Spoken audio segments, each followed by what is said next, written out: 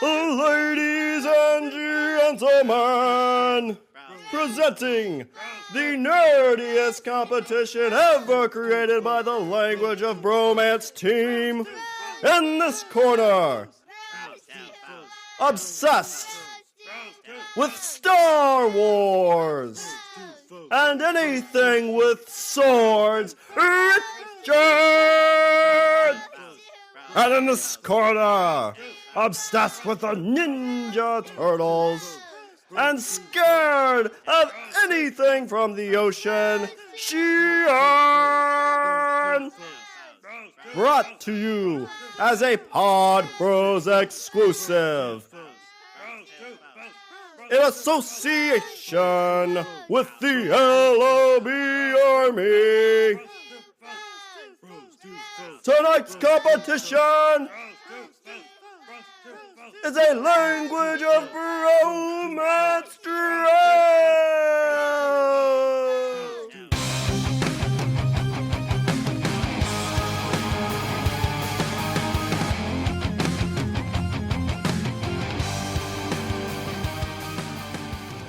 What's up, everybody? I'm Richard.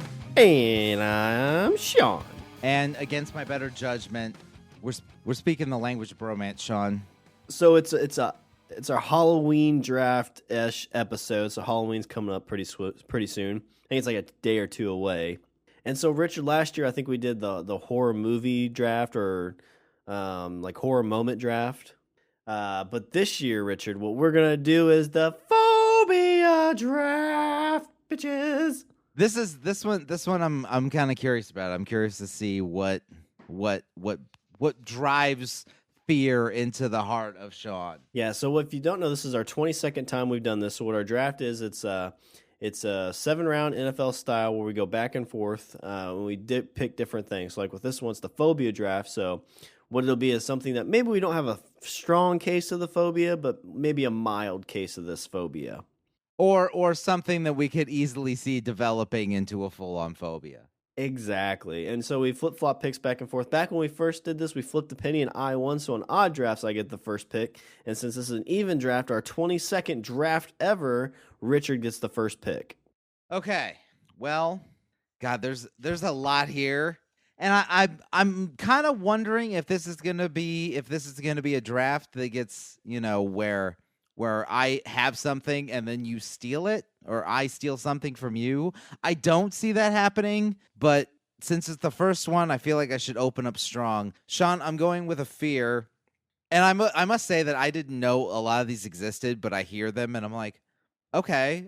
I don't know if it would constitute a phobia for me, but Shawn, for my first phobia, it's something that it kind of instilled in me when I was a kid, and as I've gotten older, I think it's gotten larger.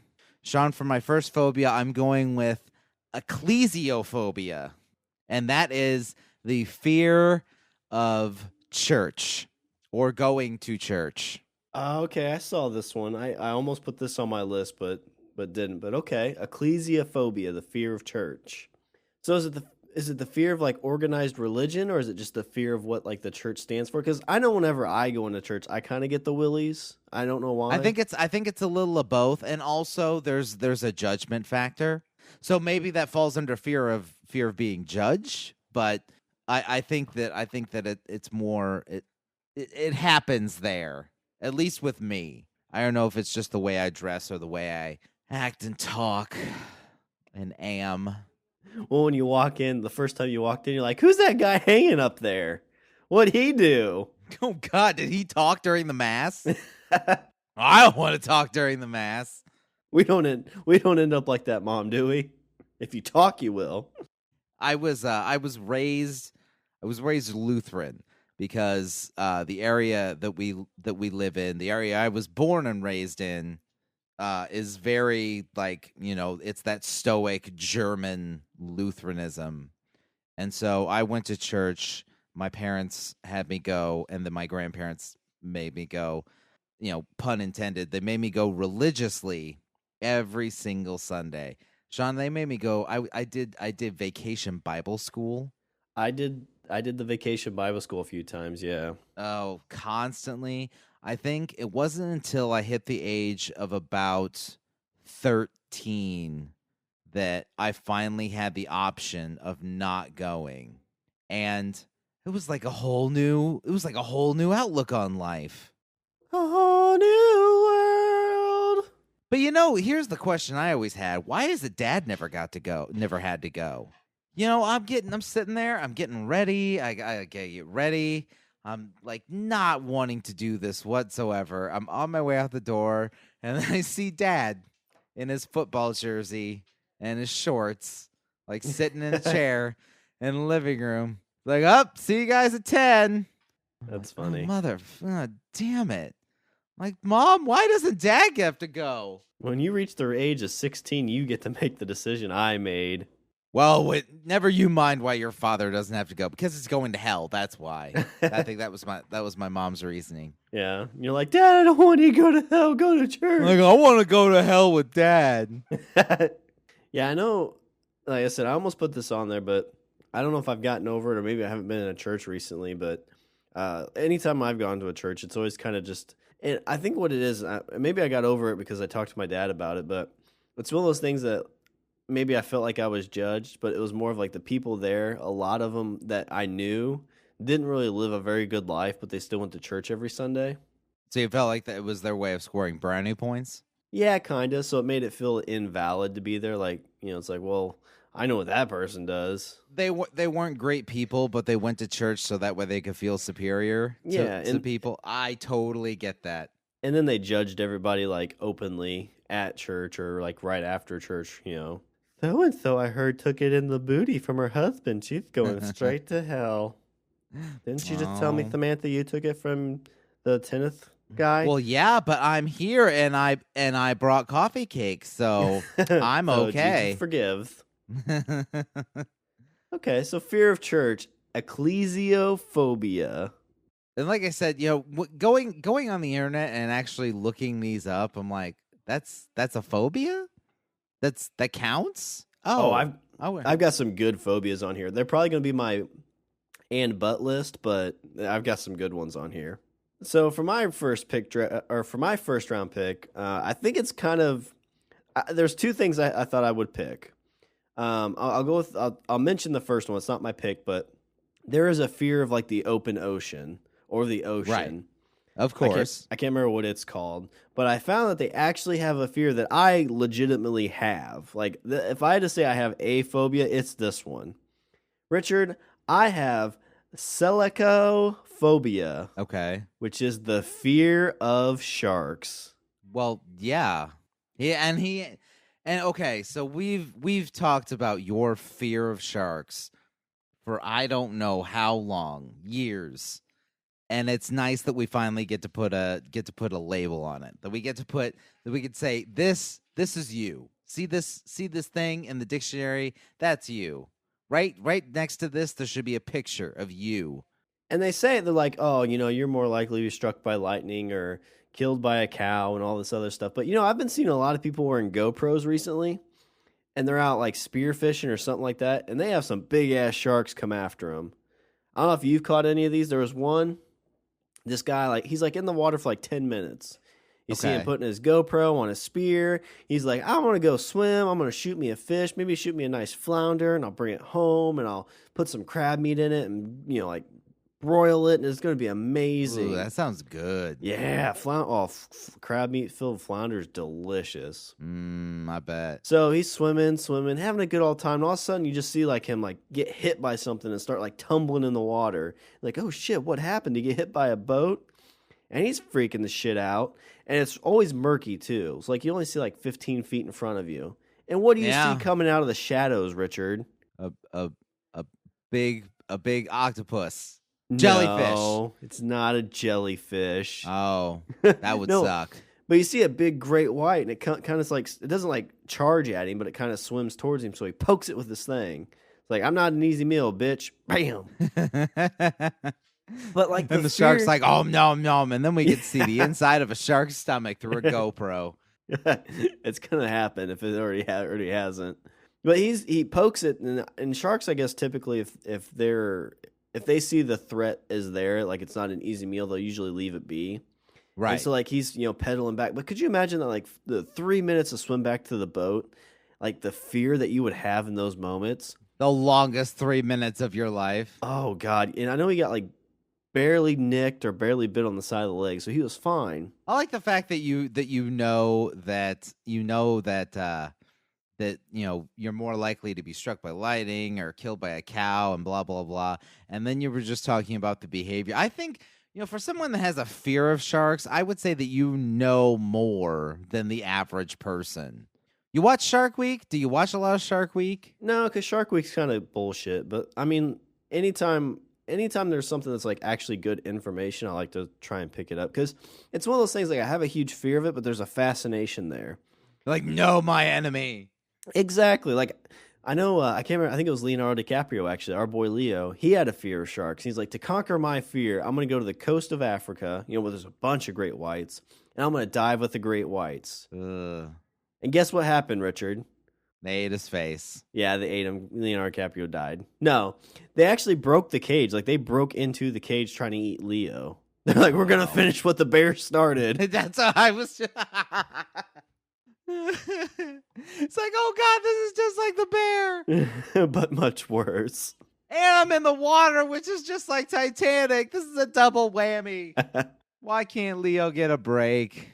And, I mean, obviously this fear comes from Jaws. I mean, watching that when I was like 4 or 5 put the fear of God in me for sharks. So this is your number 1. Yeah. Selicophobia, the fear of sharks. Okay. I mean, kind of obvious. Like you said, I know you said you had some really like, interesting ones for the end. I'm going to go ahead and fire off with one that it's not really okay. I have no idea how to pronounce this one. I'm sure I'm going to butcher it. But Shawn, so here, this is a fear that I kind of have. And I don't know if this is good for me in the sense that it's good for my wallet, but it's probably bad for me in the long run. Shawn, for my second round pick, I am going with, hang on, I got a iatrophobia, which is the fear of doctors. It's IATRO phobia. Iatrophobia. Shawn, I hate going to the doctor. Because here's the reason. Here's the reason why. Because number 1, you usually only go if you have a problem. Like something already bad is happening in your life and you're hoping that a doctor can fix it, but probably not. Unless you go for your yearly checkup, which is what you're supposed to do. But you and I haven't been to the doctor since I was probably 18, which has been over 12 years. Okay. Oh God, I don't want to tell this story. All right. Anyway, I might tell this story. I'm not sure yet. I'm on the fence about it. I know this story. You do know this story. Okay. So number 1, like something's already bad, or let's say you have to go to the doctor for just like a checkup or something. Then what happens when you go and he's like, "Hey, what's that thing?" And you're like, "Oh God, what thing?" He's like, "Oh, that thing right there." I don't know. It's been there. Well, how long has it been there? I don't know. What is it? I don't know either. You know what it could be, Shawn? Could be cancer. Cancer. We're going to cut it off and send it to the lab. Yeah. And then about 3 to 4 weeks, we'll let you know if it's cancer or not. Enjoy your day. Yeah, the other thing I hate about doctors, too, is it never fails. Every time I've been to a doctor with anybody, it's like, something doesn't feel right. They, like, run down the list of things like, well, I don't know what it could be. Maybe just go home and watch it, and if it gets worse, come back in. Right? You're almost wondering if they don't, like, go, like, they're like, oh, that's interesting. I'm going to go speak to an associate, and I'll be right back. And they close the door, and they're like, what the fuck was that? Yeah, well, that's why they call it a practice and not a profession. Jesus, that was gross. I always refer to it as the art of medicine. Like, that's why they call it, to me, it's not a science. Doesn't seem like science to me. Well, I know I read somewhere that in like 50 years, we'll look at chemo like we did having people use leeches to draw blood. Like it's going to seem like a very barbaric thing. You know, in a way, it kind of is. Like, hey, let's douse you with radiation and a bunch of drugs, and hopefully that works. Hope for the best. Hope that works. I did recently have to take my son to the doctor because, long story short, he was at a party and he was eating and he was spitting up what looked like blood. And so we took him in, like freaking out, of course, like you would. Right. I mean, he was acting fine and everything. The doctor was like, he kind of did he's acting fine, so I don't know what to do. And he left and came back. And he's like, well, I tried to call the pediatrician on call, but he wasn't available. So I started looking through some books. I was like, oh, God. Is there like a library back there? But I mean, at least he actually did some research. Like he did like a little, experiment. Started looking at my books. He's like, oh, so I went to WebMD. Yeah, basically. And it could be one of 40 bad things. Has your son been bitten by a dog in the last 36 hours? No? Has he been to the Congo? Has your son been in contact with an Antarctic penguin? When was his last visit to Papua New Guinea? Tuesday? Why? It's measles. I always kind of feel like there's a judgment factor there, too, when you go to the doctor, because they're like, so have you been eating right? You're like, yeah. Have you been exercising? Yeah. Right, you always lie. Which makes me wonder, like, if all you're doing is if you're gonna lie, then what's the point of even going?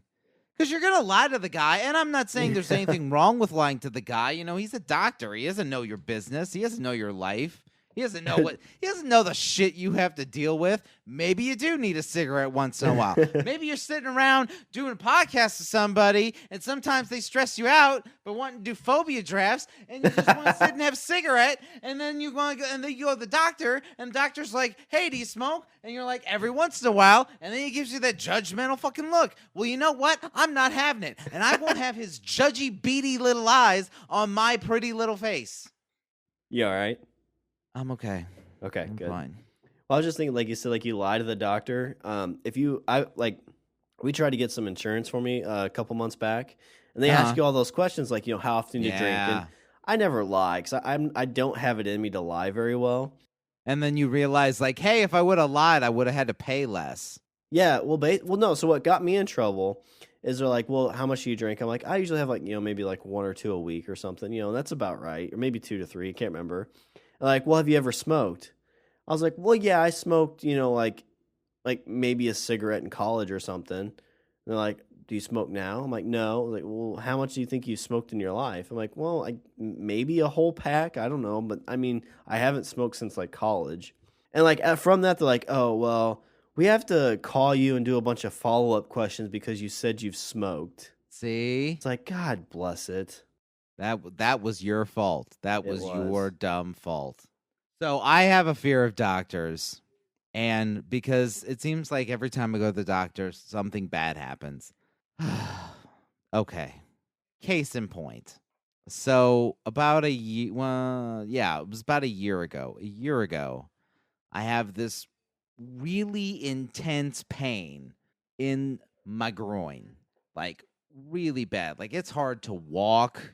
Like I'm like it's sore. Like I just feel sore. And I'm feeling around cuz it's me and I'm that's what I do. Comfortable with myself. So what? So I'm feeling around. There's a big lump on my balls, Shawn. There's a lump on my balls. So I'm like, okay, I don't know how I should fix this. I don't know what I should do. I don't know what this is. So I go to the doctor against my better judgment. I go to the doctor, and this is on a work day. I set the appointment up for, like, I think I had to be at work at 11 a.m. I set the appointment for, like, 9. Because what I was thinking it was something, something small, and they'll write me a prescription. I'll take these pills, and after a few days, it'll go away. Right? Yeah, sounds sense. Reasonable. I wasn't like worried like I was gonna die or anything. That wasn't with medicine. Yeah, that wasn't my fear, but I just figured whatever it was, that was, they'll throw a bottle of pills at me and I'll be good. Okay. So I go to the doctor. I sit down on the table. I get looked over, and the doctor tells me, he says, "Oh, it's an abscess." And I'm like, "Okay, well, I that does, that sounds fine. I guess I'll just take my pills and be on my way." He said, "No, we're going to have to cut it and drain it." I'm like, "You know where this is, right?" You know where you have to cut, right? Like, you know where you have to cut it. Like, it's on there. Like, it's on there. And it's like, I know your pants are down right now. I see it. Right? And that's the other thing. Had to go through that whole rigmarole humiliation where you're standing in the middle of a cold room with your pants around your ankles. Meanwhile, the doctor's looking at your thing. You're like, don't get an erection. You're like looking up, trying to think of things not to get an erection. And then you get one, and then you're like, shit, I'm not into you. I'm not really into guys, But while we're here, do you want to experiment? You want to play doctor? So I said, so after that whole thing, he's like, "Oh, it's an abscess. We're going to have to cut it and drain it." And I said, "Well, you know where it is, right?" He's like, "Oh, no, he's like, it's not that big a deal." He's like, "It'll take us, we'll, prep for it and we'll do it. It'll take about, maybe an hour to get done." And I'm like, "I have to go to work in like an hour and a half." He's like, "Oh, well, I mean, I guess we could reschedule it if you want." Now, bear in mind that I had been already walking around with this thing for like probably a week to 10 days. And like, it was not fun. Like, it was not a fun experience. Like, imagine imagine something super, super swollen, like on your inner thigh. You know what I mean? You're constantly like walking around, and like it's so like, imagine like a spot that feels so swollen that you feel like if you poke it, it's gonna like explode. You know what I mean? Why do I feel like I'm grossing everybody out right now? Stop it. That doesn't help me. So anyway, I'm in the doctor's office, and they're getting everything prepped, so they're all ready to go. And he says, "Okay, first thing we're going to do is we're going to use this cold numbing spray." And I'm like, "What are you going to use?" "That! My body lies over the..." Shawn, they sprayed freeze spray on my balls. Was it refreshing? Not at all. It felt like I was being attacked by a Batman supervillain. Not in the fun way. So I get doused, sprayed with this spray. Then comes the fun part, because next comes the anesthetic. The anesthetic was going to be delivered to me via a very large needle that I am so glad I didn't look at. So I'm laying there, flat on my back, very, very vulnerable. Shawn, the doctor, jammed a needle into my balls. And he's like digging it in there and get it all numb. Now, granted, once it was numb, like, I was fine. Like, they, things got cut and drained and everything was all great. Like, fantastic. But the road to get there was the most painful road I feel that has happened to me in my adult life. I'm gripping the table. Like, I'm doing everything I can not to seem like a pussy, not to seem like a bitch. But I'm gripping the top of the table. I've got one hand clenched on the side of the table. I've got one foot underneath the table to like brace myself. Oh, Shawn, it was not painful. Or it was very painful. It was... And I don't know, maybe this developed from that, but, I'll just wrap this up in a neat bow by saying I got a hole cut in my balls and it was not a fun experience. And maybe because of that, I now have my second round pick, a fear of doctors. All right. So now that you've got everybody scared of doctors, this fear is one that I don't really have too often. But when I do, it really strikes me kind of hard because it makes me feel like super small in the universe. It's, you go out late at night and it's a clear night and you look straight up and you see all these stars and all this space. You realize your insignificance. Exactly, Richard. I have what is called astrophobia, the fear of stars or celestial space. Like you sit there and think like how they show you like these things in class of like, okay, here's our universe. Let's say it is this apple. And then they start shrinking Did you ever it down. have to go to oh shit, what are they A like planetarium. a planetarium? That's the word I was looking for. Did you ever go to like a planetarium when you were a kid? I think or so. When I was a kid, they had this. It was like a mini planetarium. It was called Star Lab, and it was like a big inflatable tent, and you got inside it, and the whole top of the tent was had like a projection of the night sky. Yeah, I think that's more of what we had. Okay.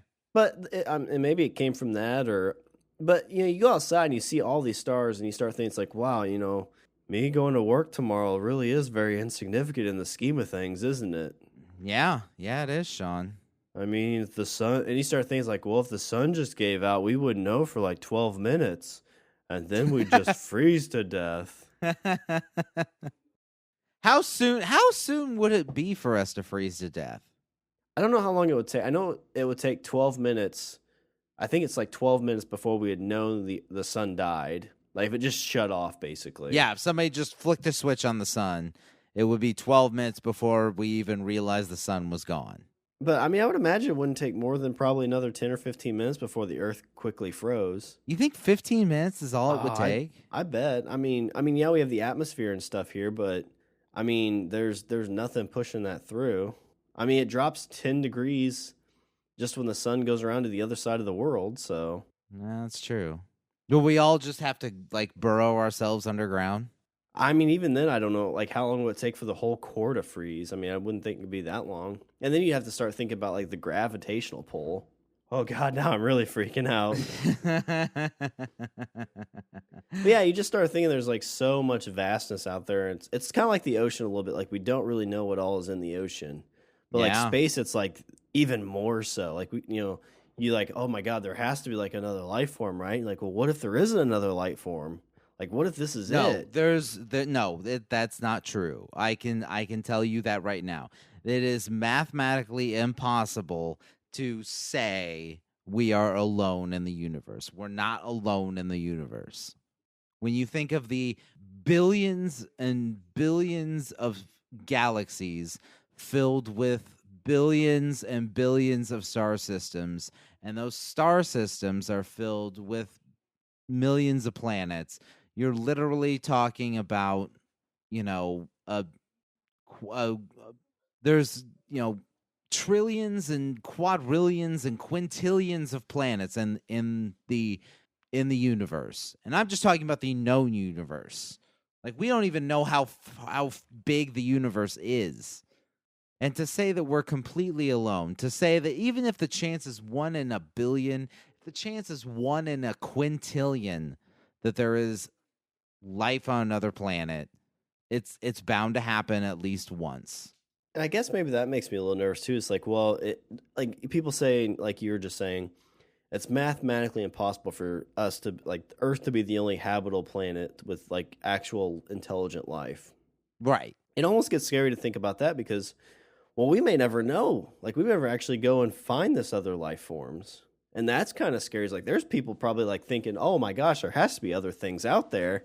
And we're trying to find each other, but we can't. It's like when I was in grade school, Mom said, Shawn, Pookie Bear, there's a girl out there just for you. And I didn't know if she existed or not, but Mom said mathematically, it's got to be a fact that you're going to find the one for you.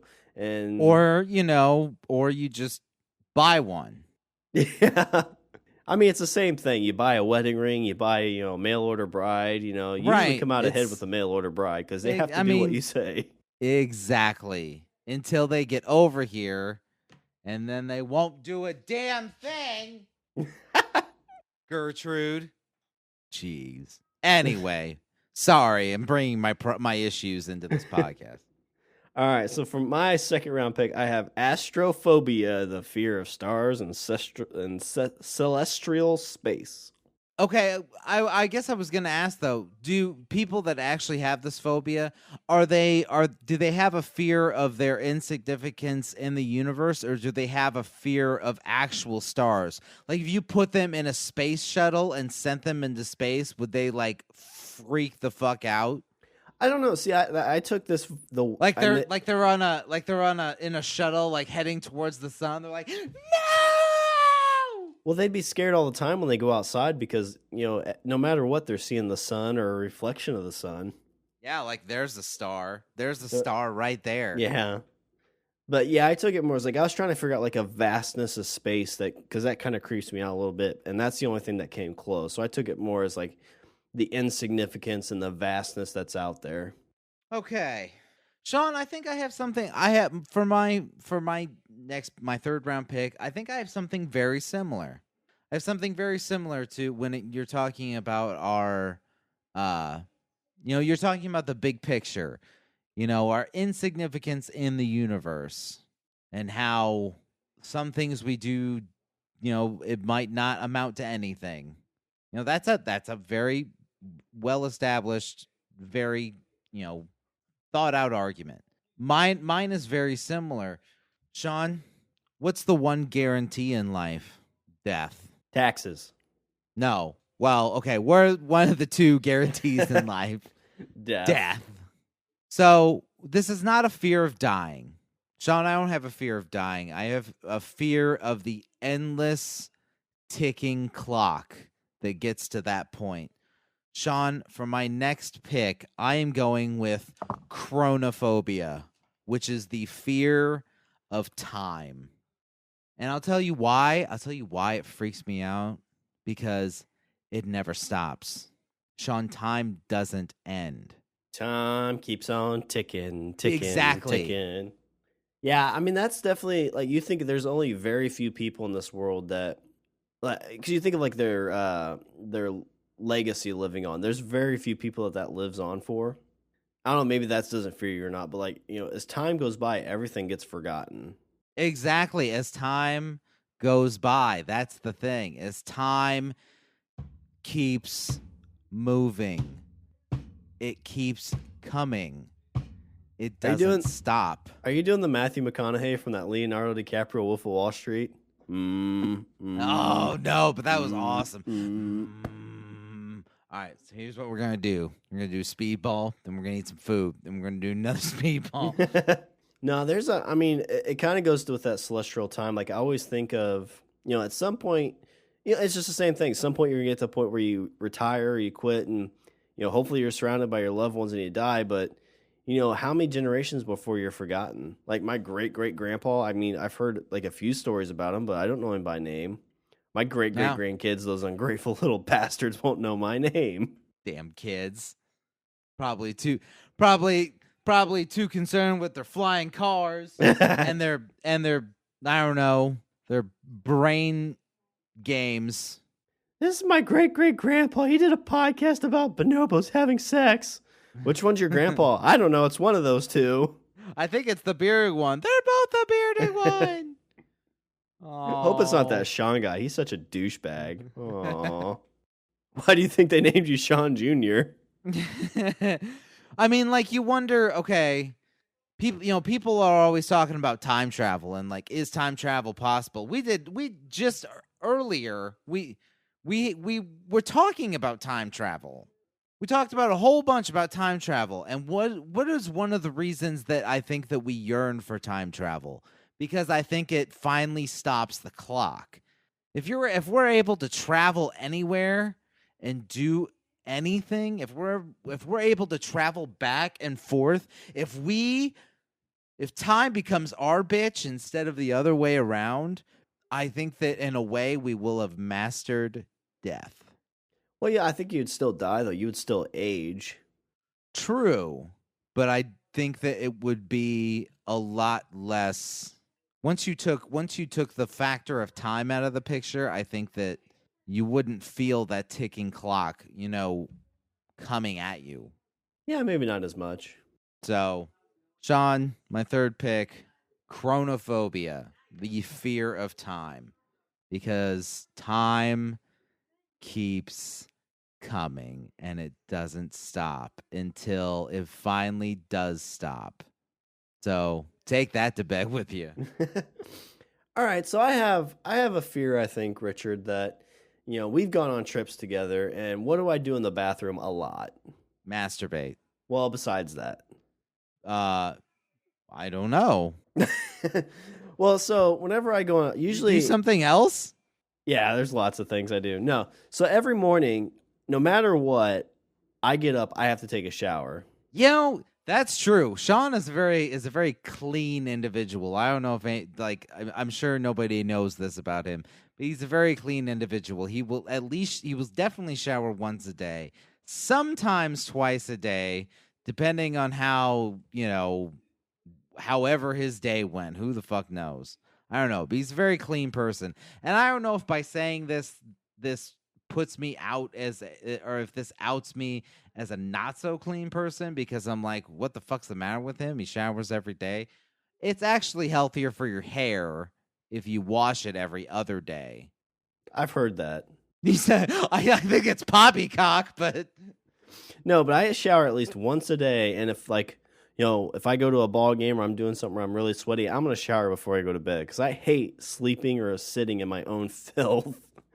So, Richard, I would say that I have automisophobia, which is the fear of being dirty. I like it when you're dirty. Well, I mean, like I going on a trip and you get on a plane and you're like, you're sweating as you're walking back and forth. I'll take a shower before I go to bed. And I don't know if it's just. And all you've done is fly in a plane. Yeah, well, fly on a plane. Usually, like if you stand outside for a while and you start sweating and getting kind of that swamp sweat, I'll usually take a shower then. It depends on if I get sweaty. I think's a lot of it. See, this makes I don't know. I mean, it's like I said earlier. Like I feel like if I argue with you on this, then it's gonna then people are gonna be like, ew, like Richard's the gross one. Well, no. So, I mean, to take it a little bit further, so before I play video games, I usually have to wash my hands because I don't like my hands to feel sticky. More so when I'm just playing video games or holding something. But even then, if my hands feel sticky, I'll have to go wash them or get them wet or something. Because I just don't like that feeling. Plus, you constantly tell people to wash their hands when they say they're going to the bathroom. Yeah, I just do that as a joke. Or do I? Every single time, I'm like, okay, I'll be right back. I'm gonna run to the bathroom. Wash your hands. I'm like, yeah, I know. I started doing that to Tiffany when we were dating, and she hated it. So I still do it to this day. And I'm sure she loves you for it. She does. When I do it in front of people too, just because she's things like they think I don't wash my hands. I'm like, well, you don't. Well, maybe you should. Well, I think that comes. So I was at a wedding reception years ago. My dad was in the bathroom, was coming out, and my cousin, his nephew, who was like 10 at the time, came out after him, and he's like, "Uncle John didn't wash his hands. Uncle John didn't wash his hands." Oh, that's great. And that kid broke his arm that day. I don't know what happened. Oh. No, he didn't. Oh, God.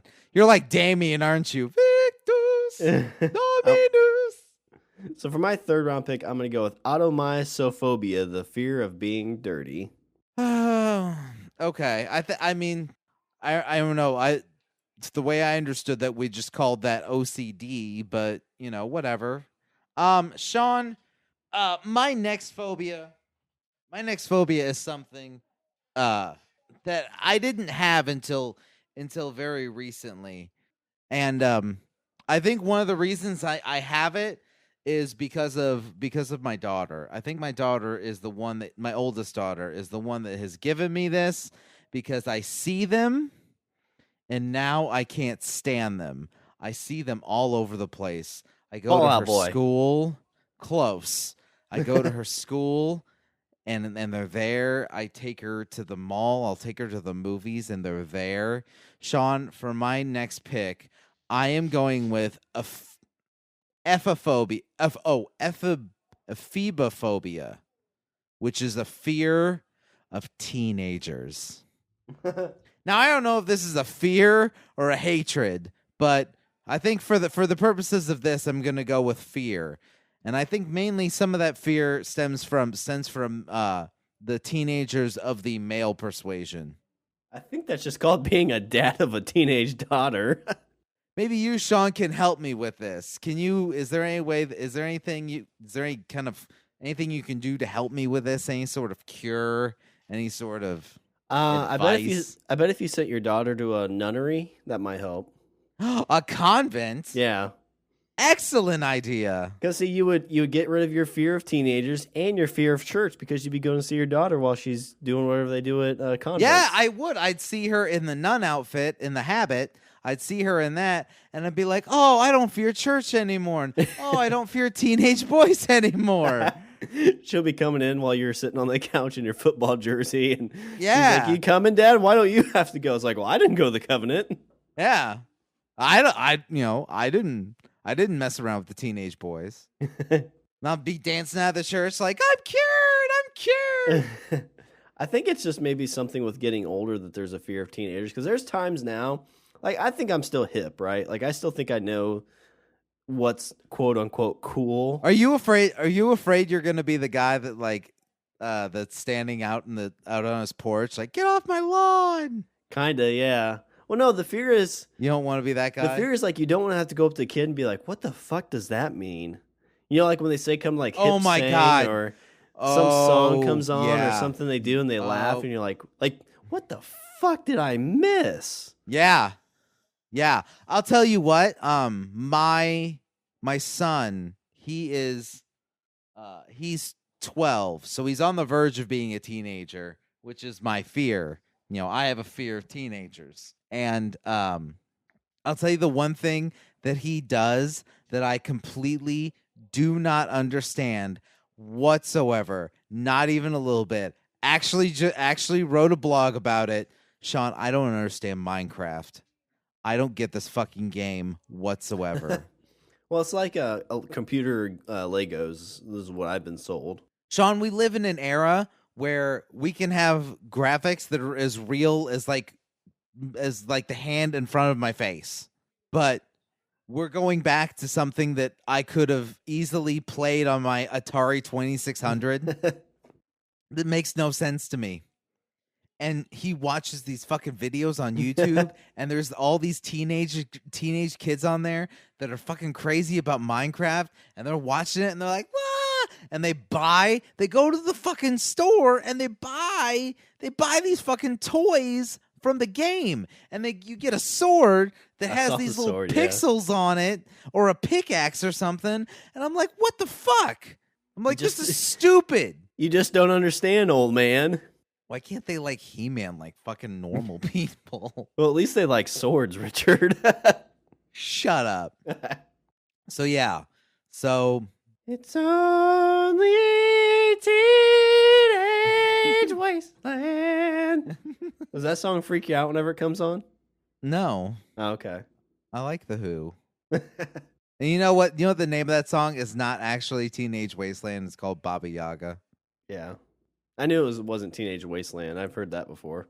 Oh, but you didn't know what it was? No. It's like Hootie the Blowfish, like the lead singer. It's like, I don't care what your name is. You're Hootie. Guess I'm just a bit more hip than you. Yeah, from like the 60s. I'm with it. Hey, the Who was around in the 70s, dick. So, Phobia? It's Ephebiphobia. It's EPHEBI phobia. Oh, I spelled it right. That's the fear of teenagers. And I already have one in my home, and I'm about to have a second, and I'm getting on the brink. I'm on the brink. All right. So for my fourth round pick, Richard, this is a fear that I think everybody has this fear, and if they say they don't, they have never seen a movie from Stephen King that gave you this fear. Gave all kids this fear. Beep beep, Richie. Beep beep. Okay. I'm gonna preface this right first off. When I was talking to Amanda, and she's like, "Oh, are you guys doing a draft episode?" And I said, "Yeah, we're doing a phobia draft." And this was the first thing she said when I said phobia draft. I said phobia draft. She's like, "I'll tell you what one is. This." I think there's like a couple different names for it, but the one I found was colorophobia, which is the fear of clowns. Now, I'm gonna say, Shawn, that I kind of don't, and I saw Stephen King's It. I don't know. Pennywise did not like. Pennywise was creepy and scary. Don't get me wrong, but it didn't bring up an overall fear of clowns for me. I can honestly say I do not have a fear of clowns. See, I don't think it gives me like a crippling fear, but if I go to a circus or if you see somebody dressed up, and really it's just mascots and stuff in general like that creep me out. It's somebody that is putting on an outfit to hide their true selves and out in public. Like that freaks me out. Because you had the dude from Chicago that was a serial killer that was a clown. I think knowing that was like, well, yeah, he's a clown trying to be entertainment for kids, but I knew of another guy who did that and killed people and buried them in his basement. John Wayne Gacy killed 21 kids, buried like 16 or 17 of them in his basement, and threw the rest over a bridge because he ran out of room in the basement. Didn't he pour some concrete on some of his on his driveway too? Possibly. He poured lime. He buried the body and then covered it in lime to speed up decomposition. But yeah, so I mean, mine definitely came from It, which they're redoing, and I don't know if you've seen the image that they put out for it. Looks fucking creepy. Yeah. I'm trying to get the book read before the new movie comes out next year. And the book's actually really, really good. I don't know if you've ever read the book, but it's really good. I've not read the book. It's long as fuck, but it's really good. Yeah. At least the part I've read so far. I have not read the book. I have seen the movie, and just never didn't do it for me. But I will say that I think that movie like really did it for a lot of people that are your age and my age and stuff like that. Like that movie really just put them off. Another iconic role by Tim Curry. Yeah, there's a video or an image floating around of a picture from the movie set, and it's him dressed as Pennywise holding an umbrella, smoking a cigarette. Nice. But yeah, so for my 4th round pick, I'm gonna go with Colophobia, the fear of clowns. Okay. Let's see. Okay. My next pick is something I think I have to amend it a little because it's not necessarily a fear of this, but it's a fear but I'm not a fan of this. Okay, Shawn, when you're out and about with people, say you're out with your friends and you're sitting around and you're having a conversation. Okay, first let's say you have friends. And then let's say that you're out with those friends. I have one friend. Ish. Dick. Okay, so you're out with your friend, and somehow you get on the subject of politics or religion or all those things that you're not supposed to talk about. And what do you get at? And let's say that other person says something that you're completely not agreeing with, and to the point that it freaks you out. Shawn, you might have, and I feel like I do to a point. I have alloxophobia, which is a fear of opinions. I don't know if I have this one at all, because I like hearing other people's opinions, and I think I can accept them if they don't agree with mine. I think. But it's not. Sometimes it's not that. Sometimes I think I have a fear of stupid opinions. You know what I mean? Like somebody, like I'm all for a well thought out argument, but sometimes do you ever been with somebody and then they say like their opinion about something, and then you feel like it reveals a whole ugly part of their character? Yeah, I could see that. Like, let's say you're sitting at a restaurant, and let's say that the person sitting, let's say your friend who's sitting across from you is, say they just lost their job. They got laid off. Okay. And I think this might have happened to me. I'm not sure. Okay. So they've gotten laid off, and you're sitting down at a restaurant or whatever. and servers walking by and whatever, and one of them opens the kitchen door, and you look inside, and he looks inside the kitchen door, and he's like, "Man, I wish I could get wish I could get a job working in a kitchen like that. Except I guess I don't have the right color skin." And you're like, "Whoa, wait, what? Huh? You said what now?" And it just reveals this whole ugly side of a person that you totally didn't know was there. Yeah. And then it makes you question everything. Everything they've ever said. Yeah. And then you're like, oh, God, other people have seen me with this person. Like, what if they know? They knew, and they just associated you were that same type of person. Yeah. And they're like, how's it going, racist? And you're like, no, it's not me. It's him. I just... I didn't know. We both liked football. I strongly I think it's a phobia in the sense that I don't necessarily want to hear other people's opinions because I'm afraid of what's going to happen because I have. Okay. If I hear their opinion and it changes my entire perception of them, or I hear their opinion and I think they're an idiot, or I hear their opinion and it's unbelievably racist or something along those lines. It just leads me to an in general fear of other people's opinions, Shawn. Alloxophobia. ALLODOXA. All right, so my 5th round pick is a fear that I think living in a smaller town and hearing of all the big bad things that happen in big bad cities, I think this is kind of what instilled this little fear of mine. But Richard, whenever I'm going, for years I used to do this. Even when I went into small clubs for bands, I would always take my wallet out of my back pocket and put it in my front and constantly have my hand in my pocket. Richard, I think I have a small case of harpaxophobia. Masturbation in public. Oh. Masturbation in public. Harpaxophobia, or the fear of being robbed.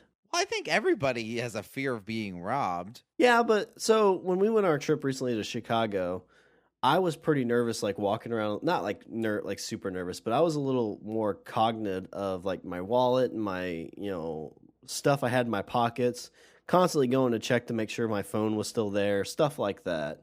A little bit over concerned maybe. Yeah. I think the most I do is a lot of times I'll if I really feel like I'm somewhere sketchy, I might take my wallet out of my back pocket and put it in my front. But that's about as far as I'll go with it. Yeah. Well, I think my fear is that, somebody who can pickpocket's really good at it, so you wouldn't know until it's too late. Well, yeah. So even then, I mean, if you double check, like you said, you're not going to know until it's too late. Yeah. Well, at least you would know before you go into a restaurant and order some food. So maybe that's kind of my thing, is I want to be nice to other people. I don't want to pull the, oh my God, somebody stole my wallet. Yeah, sure they did. Call the police. I bet they did. But yeah, so then my 5th round pick, I think I'm going to go with harpaxophobia, the fear of being robbed. That's, I'd say that's a fairly common one. I wouldn't worry too much about that. Okay, let's see. There's one I want to save until the end. So now I'm looking to see. Okay. So for my next pick, Shawn, what does everybody say their biggest fear is? If you took a poll of people, what would they say their biggest fear is? So Family Feud style? I'd probably say fear of heights. That would probably be one that's... It is not. It's not fear of heights. It's everybody's biggest fear. Claustrophobia? No, it's not claustrophobia. No. What the fuck? Those are the 2 biggest ones. No. Everybody's biggest fear, Shawn, is speaking in public. They said their biggest fear is speaking in public. They said death. Jerry Seinfeld did a whole routine about this. He said, so it's scientific.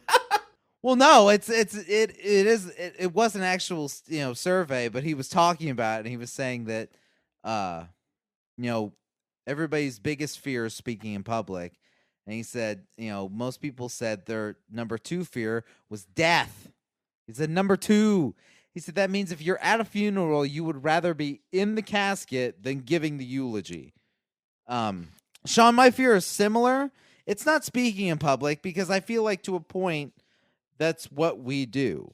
I mean, we're not standing in a room full of people, but we're talking and then that voice is going out to people. So I feel like in a way, even though I'm not standing in front of a crowd, I do feel like this is public speaking. And we've done that before and we did okay. I was a little nervous, but I wouldn't say I was scared. Right. Yeah, exactly. Shawn, for my next fear, this is something that I feel like I have, and I think part of it is because I don't want to be seen as an idiot. Shawn, my 6th round pick, I'm going with scriptophobia, which is a fear of writing in public. Now, the reason I feel like I have this to a degree is whenever I type something, or if I'm if I'm on my phone and I'm about ready to send an email, or I'm posting a comment to Facebook, or I'm making a post on Facebook, Shawn, I will type that post out, and then I will comb over it like at least 3 or 4 times to make sure that I haven't misspelled anything, or that I sound, that my tone is okay, that like I don't come across like a complete and utter moron. I am so scared of somebody reading something that I've written, be it as something as innocuous as a Facebook comment or as large as a blog post. I am so scared of somebody reading something, finding a mistake, and then being like, that guy's a fucking idiot. Yeah, that part, the thing that I have more of a fear of is when you're typing in public, because typically if there's like a big room, and I have shitty spelling to begin with. I admit that up front, and I am very much spoiled by spell check because there's words that I spell incorrectly every single time, and just right click and click the right word because spell check fixes it for me. So I never go and like learn how to spell it. I've taught myself to spell it the incorrect way because I know I can get it spelled correctly from that. Okay. And there's nothing more embarrassing than to spell schedule in a meeting, schedule, and be okay with it because you right click and fix it. But yeah, you have like 50 people be like, that's not how you spell it. Like, okay, well, I'm not in 3rd grade. This isn't a spelling bee. Like, well, maybe you should go back and learn. Or you get corrected on your use of there. Yeah. Or something like that, Like, let's say you go to make some sort of elaborate point about, elaborate point about, something in politics or something like that.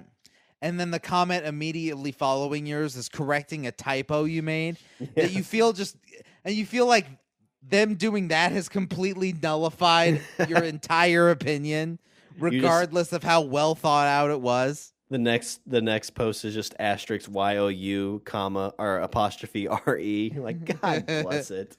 Yeah, shit. Now I'm dumb. So yeah, it is a fear. I would say that because I don't want to be seen as an idiot.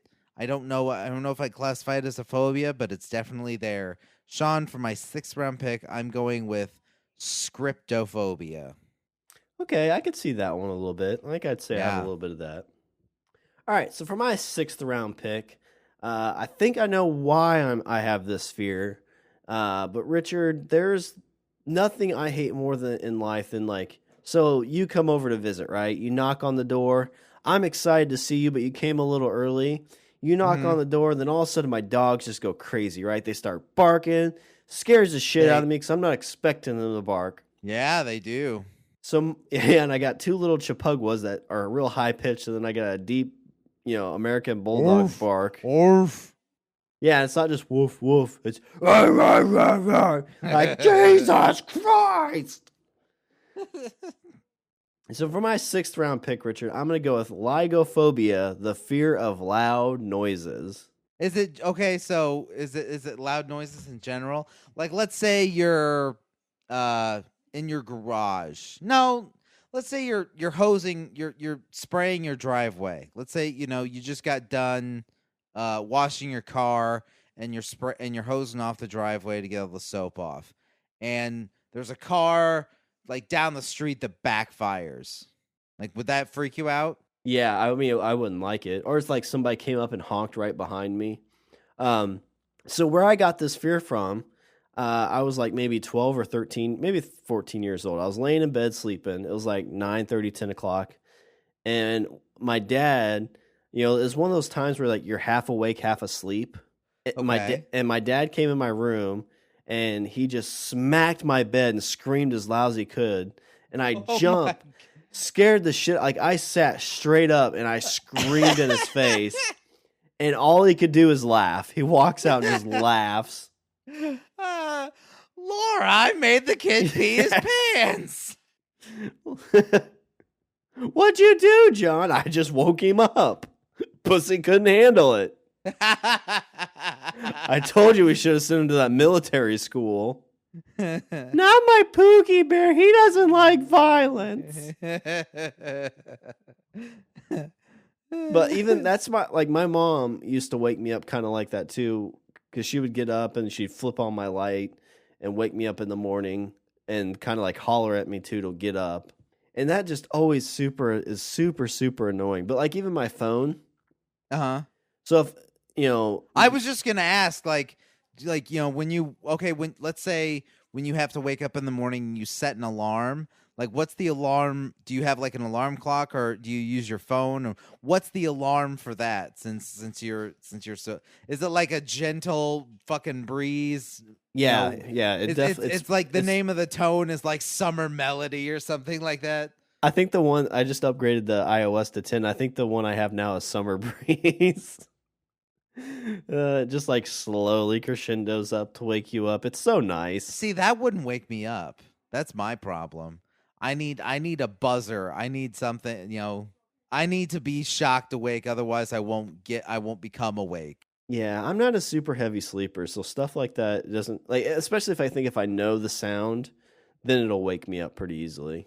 Okay. And I have to have it turned way down. So like if somebody calls me or it rings like while I'm sleeping, like it scares me and then pisses me off. Because like sometimes you'll hit the volume button to turn your phone up to hear like a video or play music on it. And sometimes it'll fuck up and make that the ringer volume too. And so then when somebody calls or it rings, it's like at full blast and it just scares the shit out of me. So yeah, for my 6th round pick, I'm going to go with Lygophobia, the fear of loud noises. I'm imagining you like we're walking down a street or whatever and your phone rings and you're like, oh my God. I jump in your arms like Scooby-Doo and Shaggy. We're roaming around, Shaggy. Like, Shawn, what's that in your pocket? It's a fear boner, Richard. Don't judge me. Just go with it. Let it happen. All right, sir. Here's your money shot pick. The money shot pick.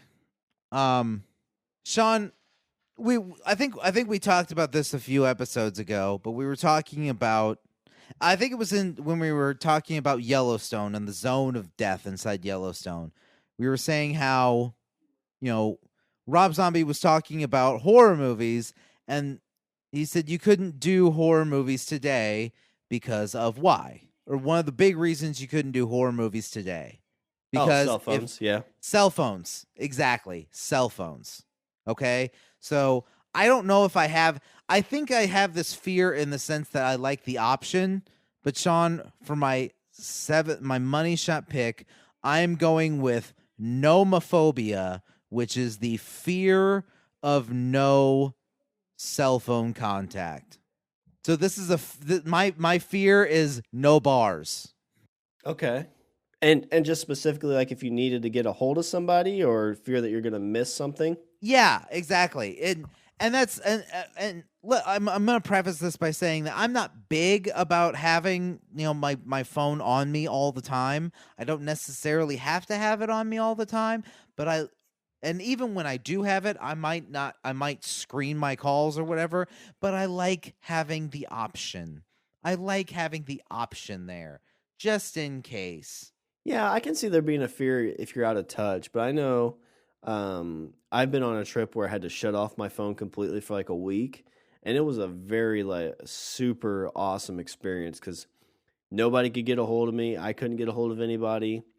Tiffany was able to get on a computer and get on Facebook every now and then, so there was still some contact there. So that might have helped a little bit. Well, like I said, like I don't mind voluntarily doing it, but I like knowing that if I can turn my phone on. Because you know why, Sean? Because in the event if something goes wrong, I have my cell phone. Otherwise, guess what? I'm in a horror movie. Pretty much, yeah. Exactly. So I think this might be, fear of being in the very beginning of a horror movie, but that's my money shot pick. It's a fear of it's my fear is no bars, and I feel like it's a semi okay fear. Like I think you can handle it. Yeah, I think so. Yeah, I saw an interview with Anthony Bourdain, and he was saying he was taking a trip into the heart of darkness. Like he's in the Congo. He's like, I was going down a raft in the middle of the fucking jungle. I look at my cell phone and I have 2 bars. So I feel like I feel like I'll be okay in that respect, but you never know. You never know. All right, so for my money shot pick, Richard, I'm going to go with something that I think we just discovered is my fear from our last trip to Chicago. A lot of stuff from Chicago, I guess, in this. We were sitting in a restaurant. Sharing a hotel room with another man. Yes, with one bed and no clothes. That was my idea. So we were sitting in a bar and you made a joke and I laughed really, really loud. And all of a sudden I'm peeking around because I'm scared somebody's going to judge me, right? Judge me because of my laughter. Yeah. And we shared the story that my fear... So I guess I should share the phobia. So the phobia I have, it's gellophobia, which is the fear of laughter, which may not be the actual phobia I have, but I think ties in with that specific scenario. I think that it seems like that's referring to a fear of other people's laughter. Probably. Like somebody laughs and then they freak out. And that's why we made this podcast, Richard, because nobody laughs at it. Aww.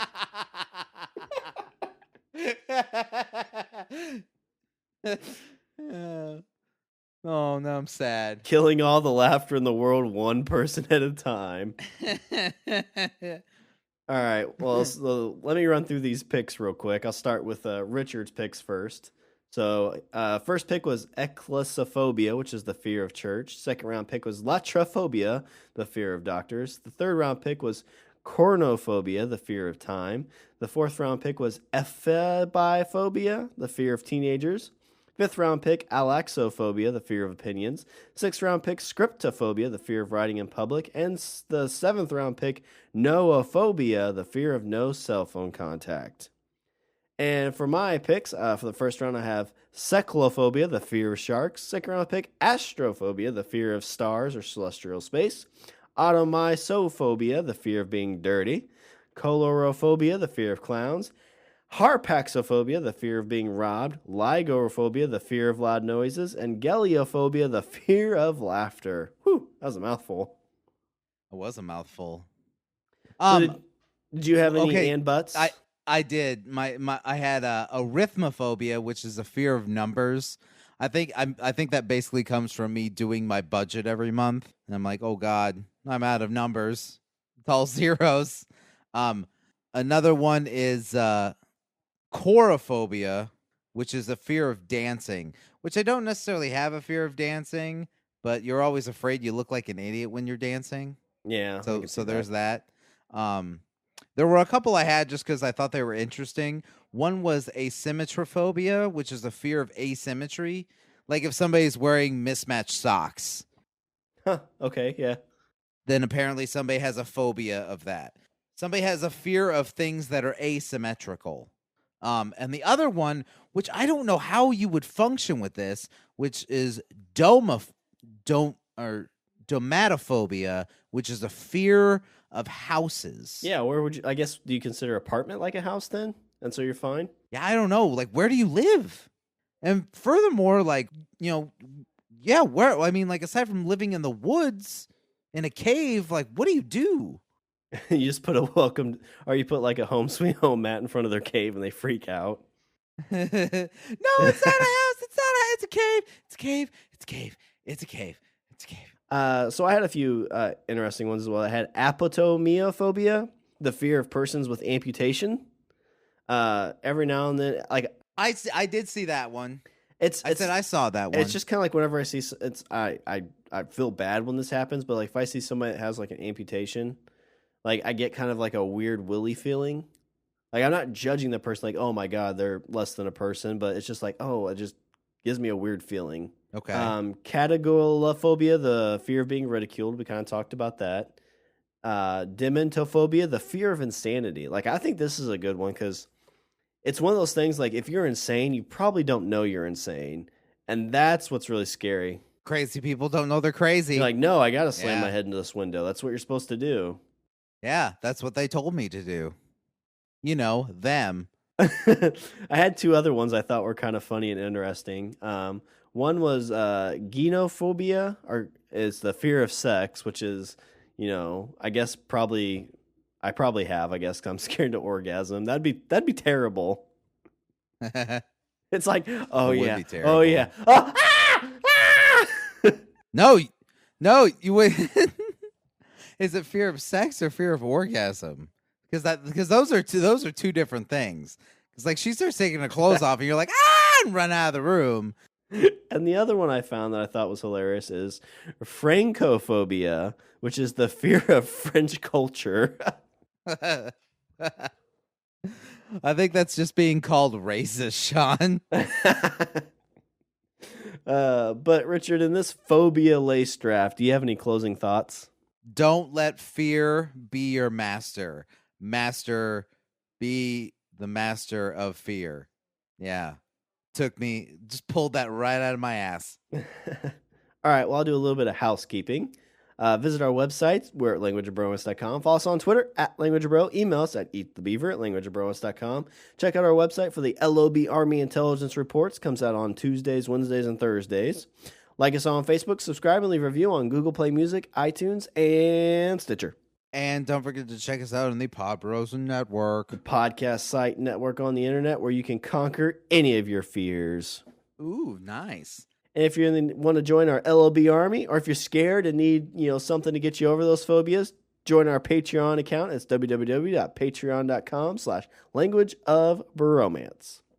Please don't be scared. All right. Was there anything else before I close her out? No. Let's. I have a fear of things ending. Well, that's all the bromance we have for this show. I'm Shawn. And I'm Richard. And Richard, I'm going to type this out real quick. And I say we eat the beaver. All right, typed it out. How did you spell beaver? Oh, I misspelled it. I spelled it boover.